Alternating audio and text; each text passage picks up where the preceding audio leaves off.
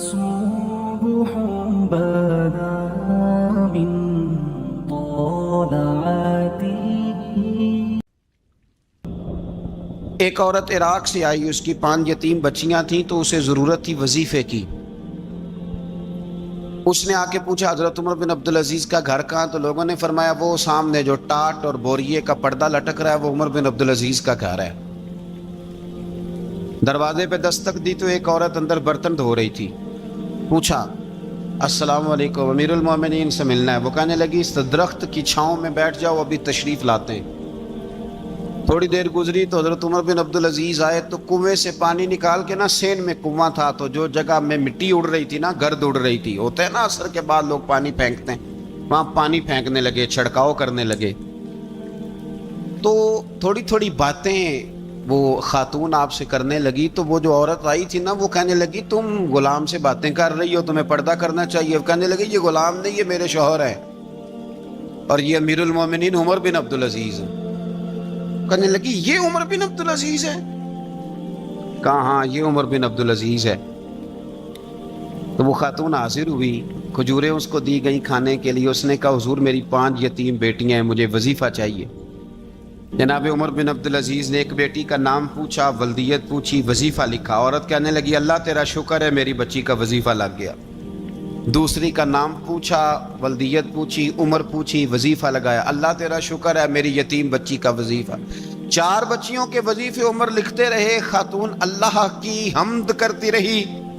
5ویں کا لکھنے لگے تو کہنے لگی میں نے زمانہ بڑا دیکھا ہے پر عمر بن عبدالعزیز تیری طرح کا بندہ نہیں دیکھا.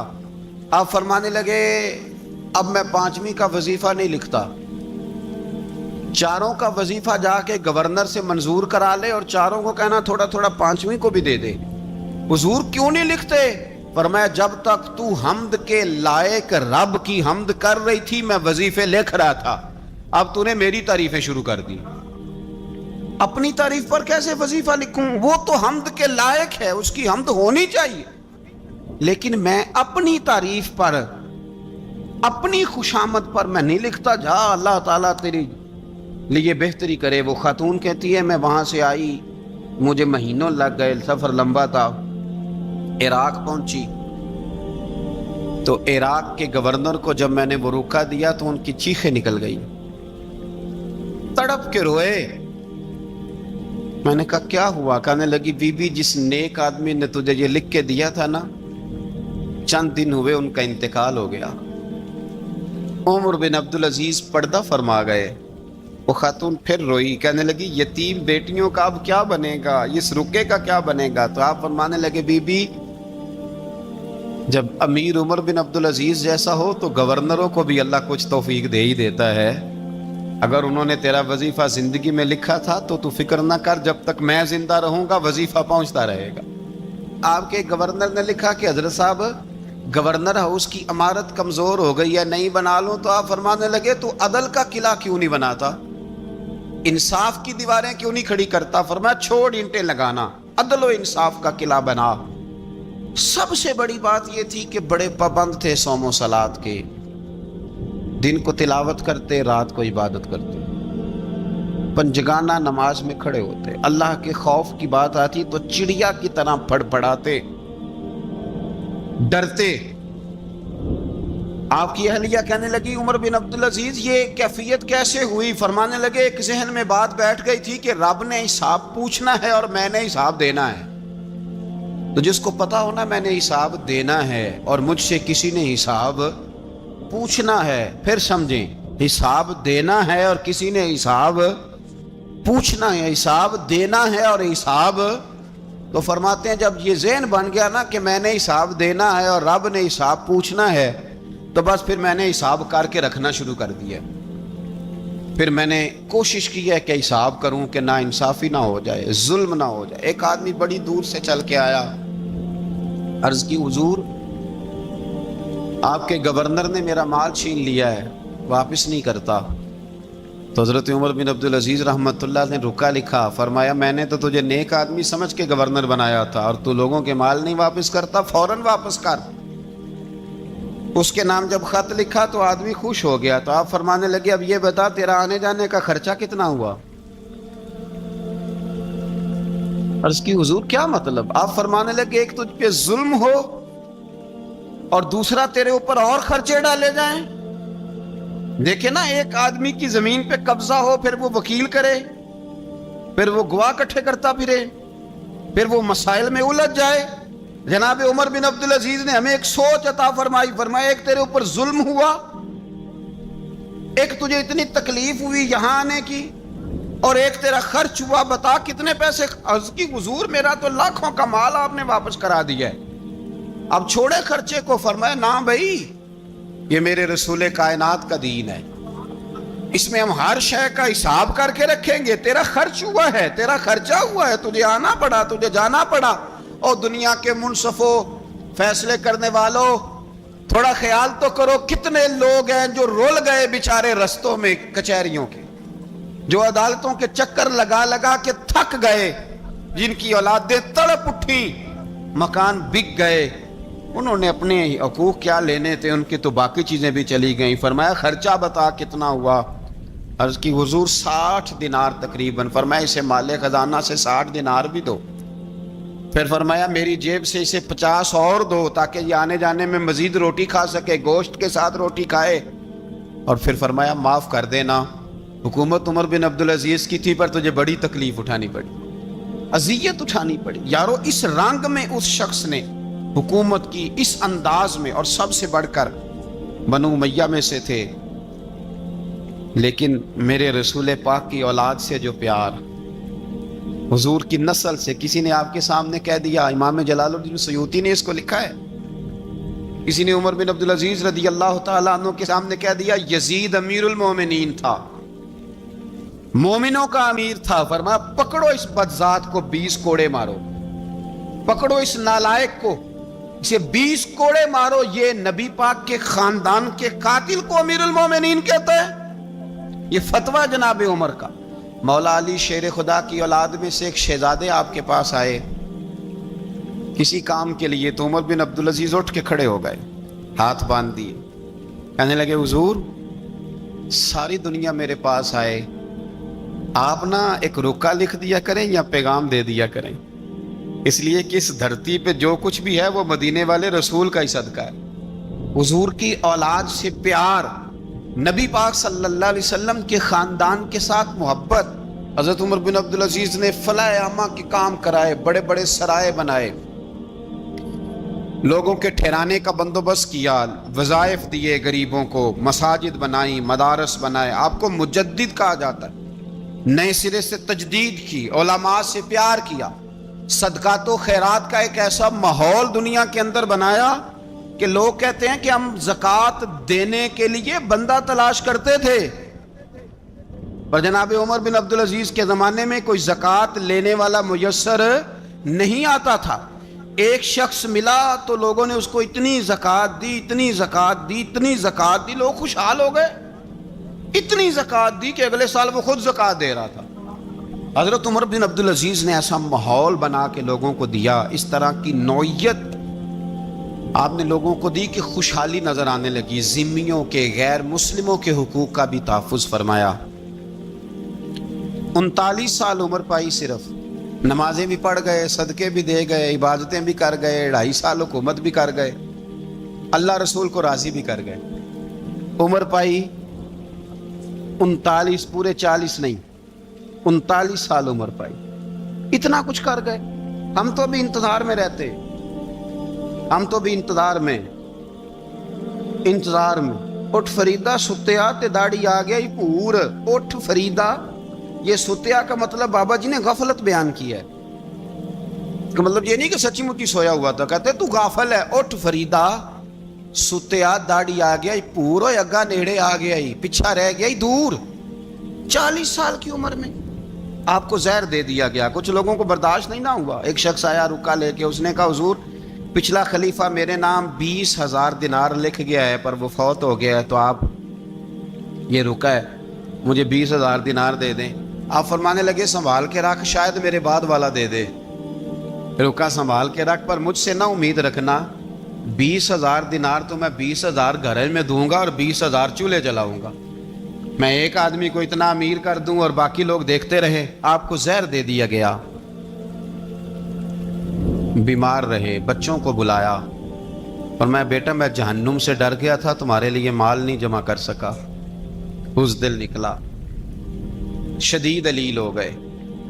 वो जो आयत मैंने पढ़ी है ना, आपकी अहलिया कहती हैं कि आखिरी वक्त आपकी ज़ुबान पर वो आयत जारी हुई, तिलकद दारुल आखिरत नजअलुहा लिल्लज़ीना ला युरीदूना उलुव्वन फिल अर्दि वला फसादा वल आकिबतुल लिलमुत्तकीन। फरमाया ये आखिरत का घर है, उन लोगों को मिलेगा जो ना ज़मीन में तकब्बुर करते हैं ना फसाद चाहते हैं। ये आयत पढ़ी और रूह परवाज कर गई। मरने से पहले, विसाल से पहले 10 दिनार या 20 दिनार दे के अपने बेटे को भेजा। फरमाया गांव में जाओ और मेरे लिए ज़मीन खरीदो कब्र के लिए, और अगर गांव वाले खुशी से दे दें तो खरीदना, और अगर उन्हें दिक्कत हो तो उन्हें तंग ना करना। 10 दिनार की ज़मीन खरीदने के लिए जब बेटा जाने लगा तो उसने कहा हुजूर कुछ लोगों की ख्वाहिश है कि आपका जस्दे खाकी मदीने ले जाया जाए और नबी पाक अलैहिस्सलाम के पहलू में आपको दफन किया जाए। आप फरमाने लगे पुत्र मैं इस काबिल नहीं हूं कि हुजूर के साथ दफन किया जाए, ना मैं इस काबिल नहीं हूं। इस तरह करना, मेरे पास हुजूर के कुछ नाखून और बाल हैं, जब मेरा इंतकाल हो जाए तो मेरी कब्र में रख देना। और फिर हजरत उमर बिन अब्दुल अजीज ने फरमाया मुझे ना सस्ता कफन देना 2 दिनार का, इससे ज्यादा कफन ना देना, 2 दिनार का कफन। हुजूर आपका माल है कुछ पड़ा हुआ तो उसमें से अच्छा कपड़ा खरीदा जा सकता है। फरमाया ना भाई 2 दिनार का कफन खरीदना। हुजूर क्यों? फरमाया इसलिए कि अगर मैं नेक हुआ तो अल्लाह मुझे जन्नत का लिबास अता फरमा देगा, अगर मैं बद हुआ तो ये भी तो फट ही जाएगा, चीर दिया जाएगा, कब्र तोड़ देगी पसलियां, लिहाजा मुझे महंगा कफन ना देना। 2 दिनार का। आपके विसाल से कुछ अरसा पहले ना आपने एक कासिद भेजा, रूम के बादशाह के पास वो गया तो वहां उसने एक अजीब मंजर देखा कि वहां एक हाफिज़े कुरान नाबीना आदमी कैद है, उसकी आंखें मौजूद नहीं हैं और वो चक्की चलाता है, आटा पीसता है। उस कासिद ने उससे पूछा तो यहाँ कब से है और ये तेरे साथ मामला कैसे हुआ? तो वो कहने लगा मुझे इन्होंने गिरफ्तार कर लिया, फिर मुझे कहने लगे ईसाई हो जा। मैंने इनकार किया तो इन्होंने मेरी आंखें निकाल दी। अब मैं सुबह शाम ये थोड़ा सा काम करता हूँ, चक्की पीसता हूँ तो रोटी दे देते हैं। वो कासिद हजरत उमर बिन अब्दुल अजीज के पास आया और आके कहा हुजूर एक इस तरह का मुसलमान रूम के बादशाह के पास कैद है, एक मुसलमान की तकलीफ। हजरत उमर बिन अब्दुल अजीज ने जब सुना तो रो पड़े, और मैं वो कैद है और वहां कैद है और हम यहाँ आराम से बैठे हैं। फौरन रुका लिखा, कासी से कहने लगे वापस जा, रूम के बादशाह को जाके कह के उस नाबीना कैदी को फौरन आजाद करे, वरना मैं एक ऐसा लश्कर भेजूंगा कि इतना बड़ा लश्कर भेजूंगा कि उसका पहला आदमी तेरे पास होगा और आखिरी मेरे पास होगा, और तुझे फिर वो बंदा छोड़ना पड़ेगा। तो अभी छोड़ दे, मैं तुझे पैगाम दे रहा हूं।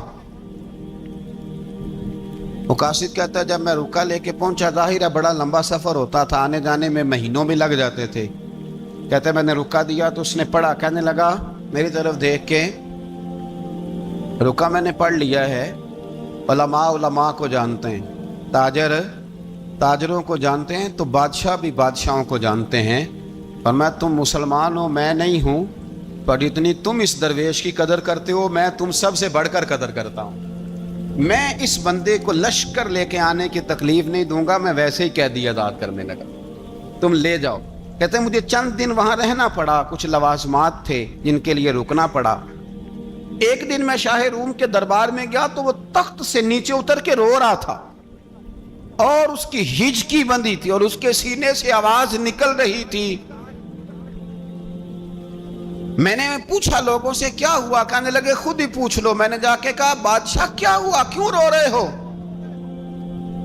तो कहने लगा आज धरती का हुस्न उठ गया है, आज सिंगार खत्म हो गया, आज धरती का हुस्न उठ गया। मैंने कहा क्या हुआ? कहने लगे उमर बिन अब्दुल अजीज इंतकाल कर गए, तुम्हारा अमीर चला गया।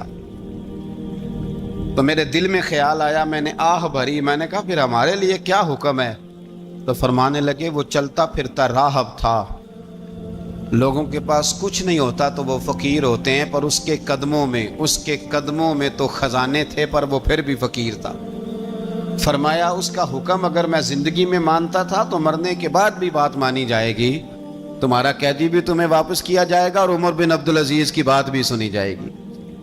کسی نے حضرت عبداللہ بن مبارک سے کہا آپ بڑے زاہد ہیں، آپ نے دنیا چھوڑ دی۔ فرمایا میں تو عالم فاضل ہو کے زاہد ہوں، زاہد تو اصل میں عمر بن عبدالعزیز تھے جو بادشاہ ہو کے زاہد تھے۔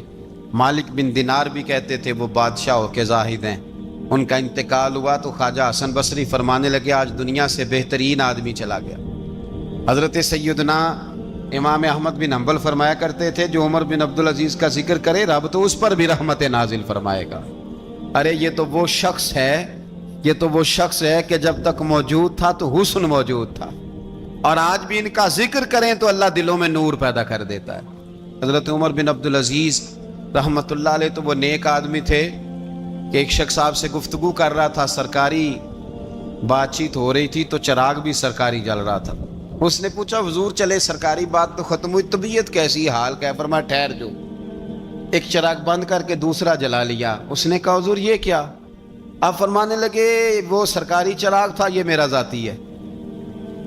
جس شخص نے اتنی باریک بینی کے ساتھ تقوی اختیار کیا ہو، نبی پاک سے اتنی محبت کی ہو، دعا کرتے ہیں اللہ ان پہ کروڑوں رحمتیں فرمائے، اللہ ان پہ بے حساب برکتوں کا نزول فرمائے۔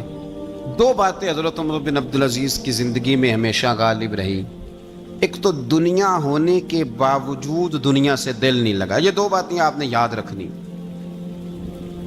دل نہیں لگایا دنیا سے، مال تھا، دولت تھی، پر وہ اس چکر میں نہیں پڑے کہ یہ مہنگا جوڑا میرے گھر کیوں نہیں، یہ اعلیٰ کار کیوں نہیں، اب یہ والا میں نے گھر، ایک اینٹ پر دوسری اینٹ نہیں رکھی ساری زندگی،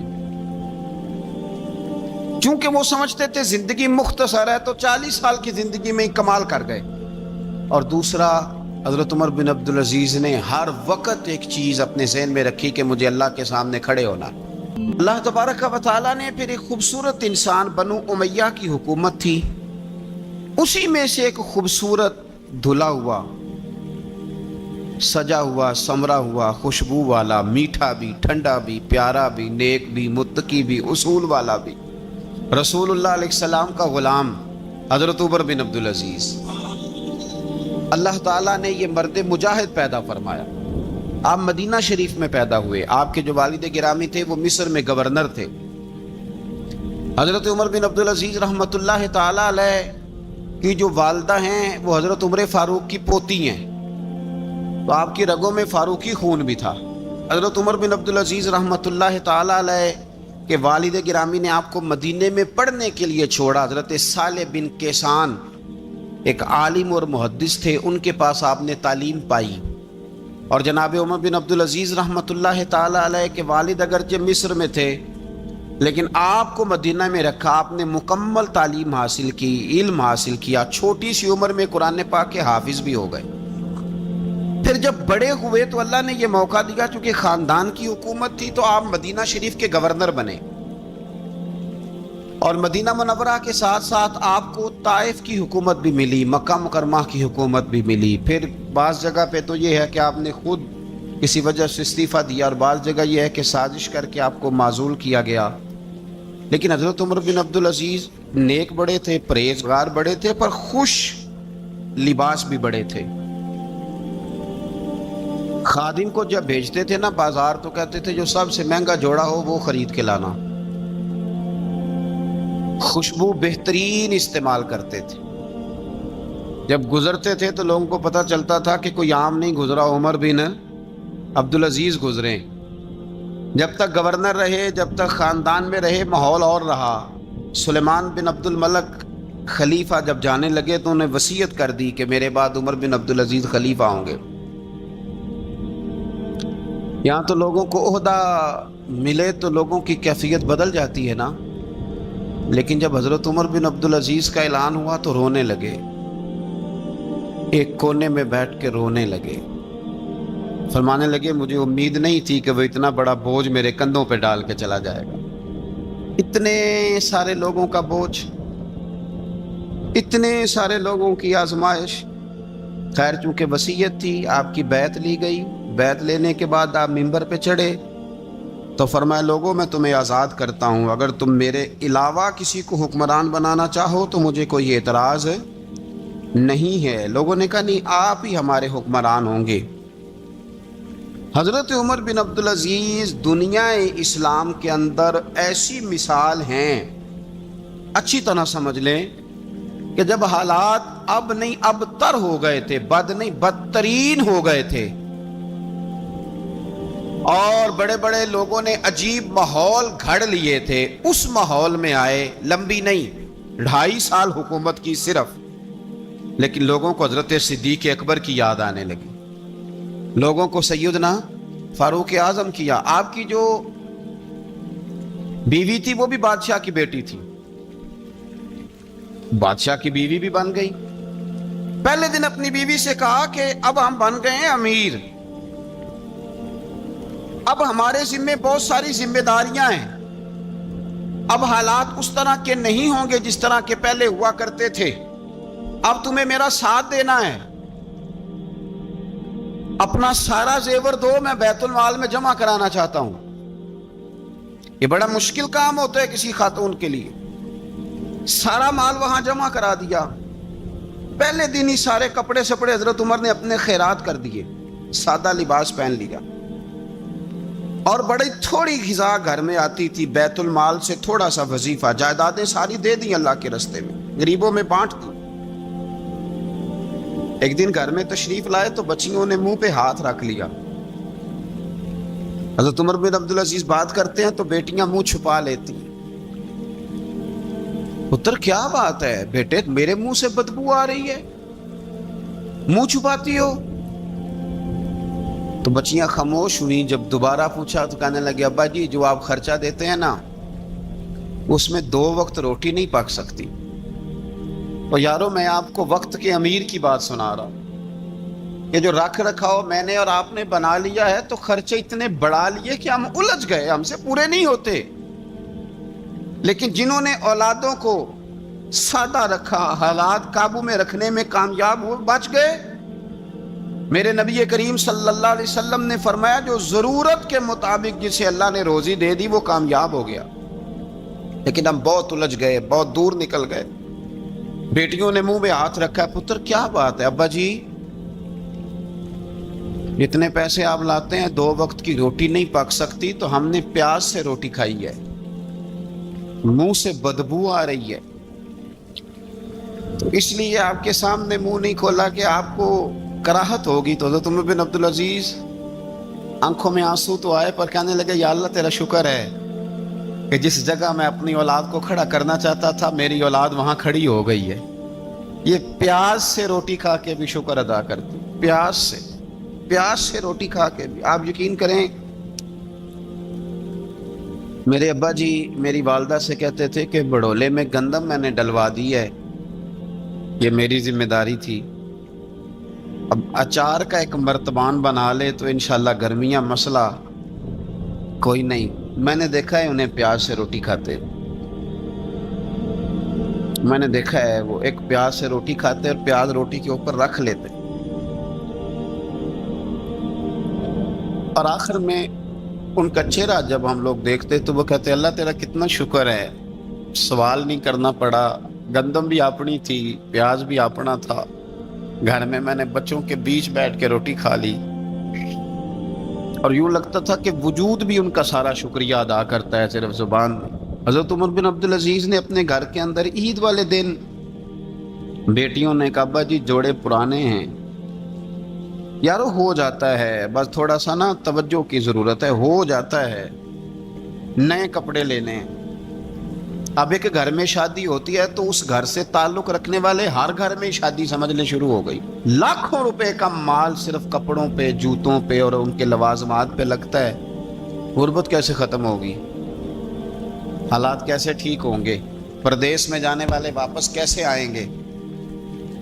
کس طرح یہ ماحول ٹھیک ہوگا جب اخراجات اتنے بڑھا لیے جائیں؟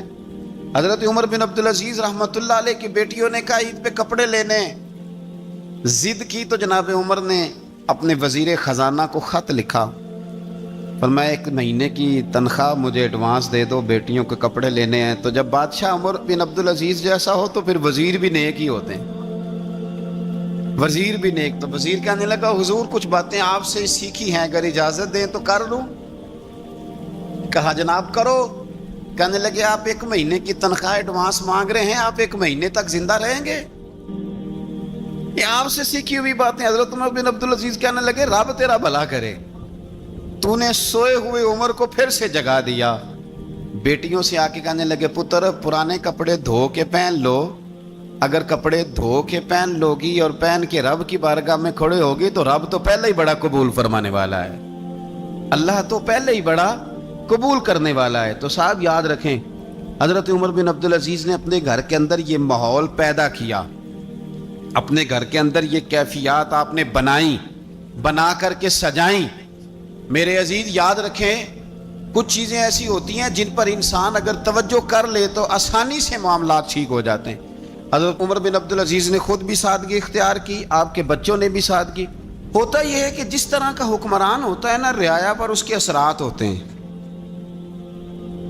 یہ ایک اصولی بات ہے۔ جس طرح کا حکمران ہو رعایا پر اس کا اس طرح کا۔ ولید بن عبد الملک جب حکمران تھا نا تو اسے عمارتیں بنانے کا بڑا شوق تھا، بڑی بڑی بلڈنگیں کھڑی کرنا، بڑے بڑے محلات بنانا۔ تو اس زمانے میں ہر آدمی بلڈنگ کی بات کرتا تھا، ہر آدمی جو ہوتا تھا وہ کسی نہ کسی نئے مٹیریل کی بات کرتا تھا، نئے نقشے کی بات کرتا تھا۔ جب سلیمان بن عبد الملک حکمران بنا تو سلیمان بن عبد الملک جو تھا اس کو شوق تھا شادیاں کرنے کا، یہ بھی شوق ہوتا ہے بادشاہوں۔ اس زمانے میں لوگ شادی کی بات کرتے تھے، نکاح کی بات کرتے تھے، بیاہ کی بات کرتے تھے۔ تو پورے ماحول کے اندر ایک چیز پیدا ہو گئی تھی۔ لیکن جب حضرت عمر بن عبدالعزیز کا زمانہ آیا تو وہ راتوں کو عبادت کرتے تھے، وہ وظائف پڑھتے تھے، وہ قرآن پاک کی تلاوت کرتے تھے، وہ اللہ کا ذکر کرتے تھے۔ تو پھر ایک ماحول بن گیا جو ذکر الہی کا ماحول تھا، پھر ایک ماحول بن گیا جو تقوی کا ماحول تھا، پھر ایک ماحول مارد وجود میں آیا جو پرہیزگاری کا ماحول تھا۔ عام عوام بھی اللہ کے ذکر کی باتیں کرنے لگی، عام ماحول بھی اس طرح۔ حضرت عمر بن عبدالعزیز نے سب سے پہلا یہ کام کیا کہ بادشاہی پروٹوکول ختم کرائے، ختم ہو گئے پروٹوکول۔ آپ نے فرمایا کوئی شاہی خاندان کا بندہ ہے تو کسی کا کوئی پروٹوکول نہیں ہے، میرا بھی کوئی پروٹوکول نہیں ہے، بلکہ آپ نے فرمایا کسی خطیب کو، کسی امام کو اجازت نہیں کہ میرا نام لے کے میرے لیے دعا کرے۔ سب مسلمانوں کے لیے دعا کرنا، فرمانے لگے الحمدللہ میں مسلمان ہوں، جب تم مسلمانوں کا نام لے کے دعا کرو گے تو میں بھی اندر ہی آ جاؤں گا۔ اضافی طور پر نام لے کے دعا کرنے سے بھی روک دیا۔ حضرت عمر فاروق رضی اللہ تعالیٰ عنہ خادم سے کہنے لگے بوڑھی سے پوچھو۔ تو پوچھا اماں السلام علیکم۔ وعلیکم السلام۔ اماں کیا بات ہے؟ تو اماں کہنے لگی جاؤ دوڑو، تمہیں کیوں بتاؤں، دیہات کی سیدھی سادی بی بی، جاؤ بھاگ جاؤ۔ کہا نہیں اماں مہربانی کرو، اندر تو آنے دو۔ بڑی منت کے بعد اماں مانی۔ عمر فاروق عام آدمی نہیں جس سے دنیا کامتی ہے۔ حضرت عمر اندر گئے، اماں کیوں پریشان ہو؟ تو اماں کہنے لگی تمہیں کیوں بتاؤں، میرا اپنا دکھ ہے، چل اماں بتا دے، تیری مہربانی۔ تو اماں کہنے لگی میں ایک بیوہ ہوں، بے اولاد ہوں، کوئی میرا سہارا نہیں، مجھے عمر فاروق سے بڑی شکایت ہے، میرے اوپر 25 دینار کا قرضہ چڑھ گیا ہے اور 3 دن ہو گئے میں نے روٹی نہیں کھائی، اور عمر نے میری خبر نہیں لی۔ حضرت عمر کو پتہ چل گیا لوارث ہے، اس کا کوئی 2 4 10 ہزار ووٹ کوئی نہیں، یہ کوئی میکے سے 6 مربے نہیں لے کے آئی، ایک اکیلی تنے تنہا۔ اور بھائی جب اللہ کا خوف ہوتا ہے تو پھر انسان ان غریبوں کو بھی مناتا ہے، پھر ریڑھی والے کی بھی اہمیت بڑھ جاتی ہے، پھر رکشے والے کی قدر بھی بڑھ جاتی ہے۔ حضرت عمر فاروق رضی اللہ تعالیٰ عنہ کہنے لگے اماں عمر سے شکوہ ہے؟ کہاں؟ جناب عمر کہتے ہیں میں نے ایک جملہ کہا تو اماں نے تو مجھے لاجواب کر دیا۔ میں نے کہا اماں عمر کو کیا پتا کہ تو بھوکی ہے اور مقروض ہے، اسے کیا خبر؟ تو اماں کہنے لگی کیا کہا تم نے؟ عمر کو خبر نہیں، اسے پتا نہیں؟ تو عمر سے کہو نا چھوڑ دے حکومت، اس کے حوالے کرے جو خبر رکھ سکتا ہے، کیوں بیٹھا ہے پھر؟ ہمارے حکمران کہتے ہیں ابھی میں صدمے میں ہوں، نکلوں گا تو بات کروں گا، نہ ادھر ادھر کی تو بات کر، یہ بتا کہ قافلہ کیوں لٹا، مجھے رہزنوں سے غرض نہیں، تیری رہبری کا سوال ہے، ہاں تجھے جواب دینا پڑے گا۔ حضرت سیدنا عمر فاروق رضی اللہ تعالیٰ عنہ سے اماں کہنے لگی نہیں خبر رکھ سکتا تو حکومت کیوں کرتا ہے، چھوڑتا کیوں نہیں؟ تو حضرت عمر کہتے ہیں میں کانپنے لگا، دوڑے گئے جناب عمر۔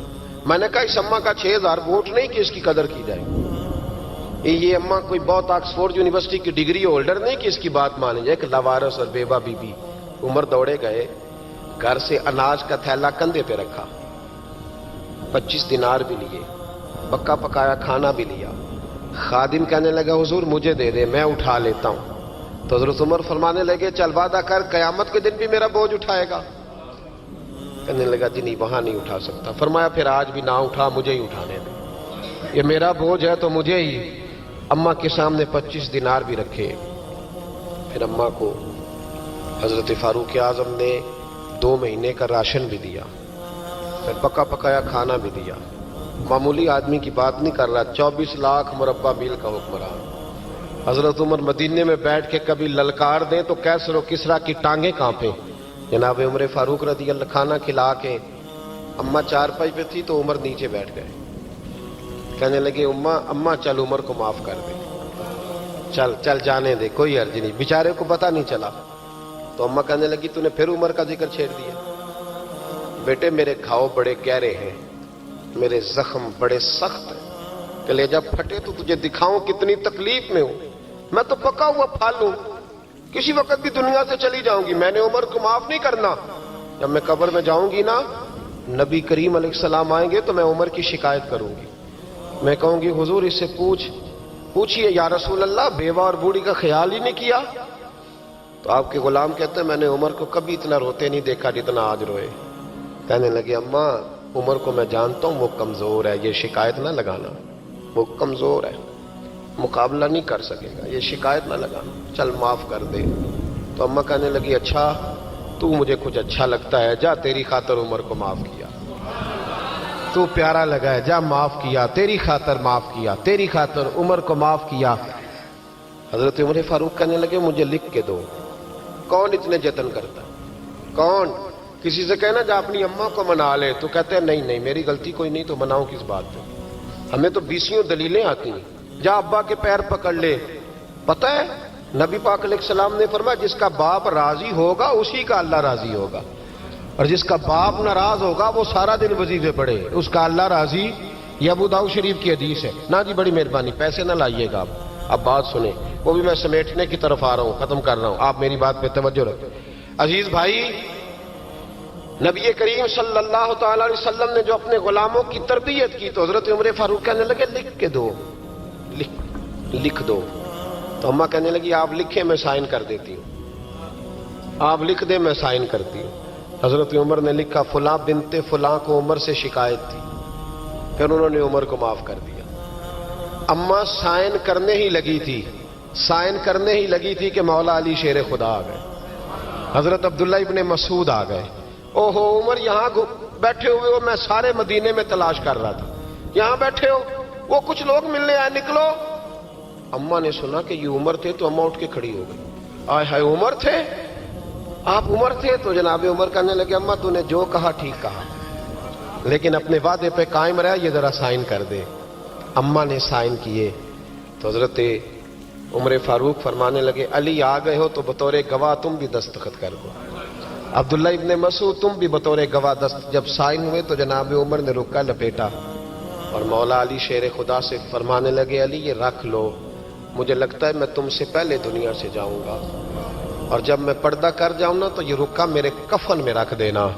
اگر حضور علیہ السلام نے پوچھا نا میری امت کے ساتھ کیا سلوک کر کے آئے ہو، تو رکا نکال کے کہوں گا یا رسول اللہ ایک بوڑھی ناراض تھی میں اسے بھی راضی کر کے آیا ہوں، حضور یہ میں راضی۔ بھائی جب تک ہم اللہ سے نہیں ڈرتے معاشرہ اصلاح پذیر نہیں ہو سکتا۔ حضرت عمر فاروق رضی اللہ تعالیٰ عنہ نا باہر والوں کا بھی بڑا سخت حساب کرتے تھے، بڑا۔ ایک گورنر صاحب نے لباس بڑا شاندار پہننا شروع کر دیا تھا تو حضرت عمر نے اتروا کے نا تو انہیں ٹاٹ کا لباس پہنا کے تو اونٹ چرانے کی ڈیوٹی دے دی تھی، اتنا سخت احتساب کرتے۔ کسائی کی دکان پر بھی 1-2 گھنٹے کھڑے ہوتے تھے، جو آدمی مسلسل 2 دن گوشت خریدتا تھا نا फरमाते थे इसका टैक्स बढ़ा दो, लोगों को दाल नहीं मिल रही और ये रोज गोश्त खाता है। हजरत फारूक आजम, उसको जजिया कहा जाता था, या कुछ और मामलात होते तो बढ़ा देते थे। मुसलसल जो 2 दिन आदमी गोश्त खाता था, फरमाते थे मदीने में गुर्बत है, अगर ये वाला निजाम तुम करोगे तो गरीब लोग किसकी तरफ देखेंगे। लेकिन उससे ज्यादा बढ़कर जो उनकी जिंदगी का म्यार और स्टेटस था वो ये था कि अपने घर का खास ख्याल रखते, खास तवज्जो करते। मुल्क शाम से और ईरान से कुछ लोग आपकी खिदमत में आए तो वहां से कुछ कनीजें भी आईं, उनके बादशाह पैगाम लेके। शाह ईरान की कनीज को मलका ने कहा कि ना हजरत उमर की जौजा को देख के आना जरा किस तरह की है। हमारे मुल्क में क्या कहते हैं, खातून अव्वल जी, खातून, बाकी सारे दुओं में खातून अव्वल, जरा खातून अव्वल को देख के आना। तो वो जब आई ना घर में मिलने तो कहा कि मुझे मेरी मलका ने कहा था कि उमर की जौजा से, अहलिया से मुलाकात करके आना। तो हजरत उमर की अहलिया ने ना एक जोड़ा कपड़ों का दे दिया मलका के लिए और एक खुशबू की शीशी दे दी। अब जब वो तोहफे वहां भेज गए तो उस मलका ने ना कुछ सोने का सामान भेजा, कुछ जेवरात भेजे, कुछ तहाइफ भेजे। जब हजरत उमर के घर आए ना, वो खादिम लेके आया, उसने कहा जी आपकी अहलिया ने तोहफे भेजे थे। तो जवाब में शाह ईरान की बीवी ने, यहाँ जिस मुल्क का वो सफीर था, उन्होंने भी ये भेजे। तो हजरत उमर फारूक ना वो तोहफे लेके घर गए तो जाके कहने लगे अपनी अहलिया से, ये तू कब से तोहफे तहाइफ भेजने लग गई है, ये कब से निजाम शुरू हो गया।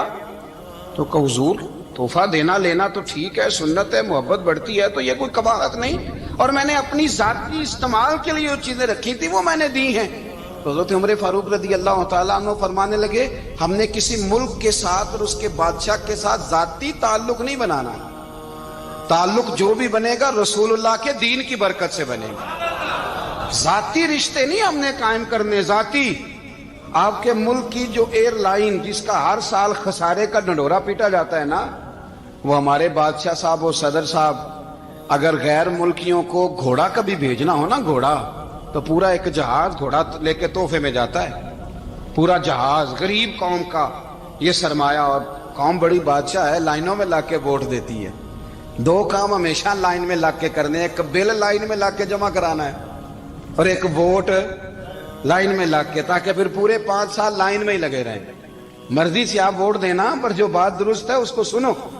और वलीमन खाफा मकाम रब्बिही जन्नतान, जो रब के सामने खड़े होने से डरता है, रब उसे 2 जन्नतें अता करता है।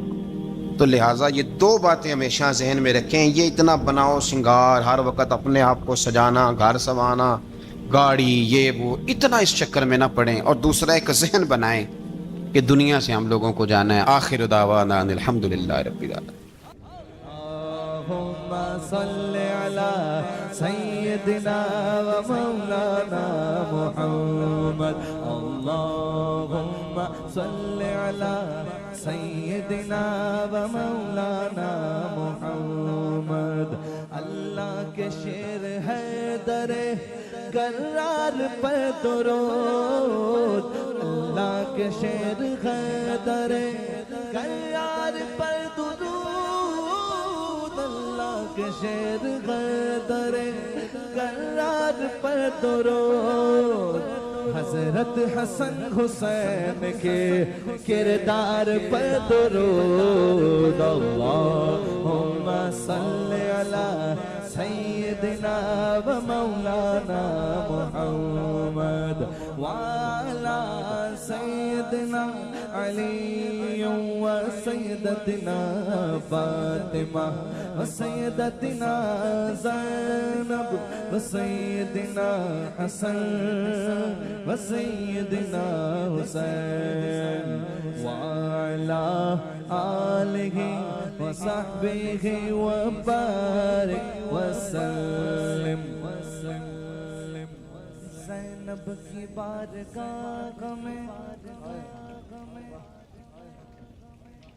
ज़ैनब की बारगाह में, ज़ैनब की बारगाह में, ज़ैनब زینب کی بارگاہ میں سلام نیاز ہے زینب کی بارگاہ میں سلام نیاز ہے جو مرتضیٰ کی لاڈلی زہرا کا ناز ہے اللہم صلی علی سیدنا و مولانا محمد وعلی سیدنا علی و سیدتنا فاطمہ و سیدتنا زینب و سیدنا حسن و سیدنا حسین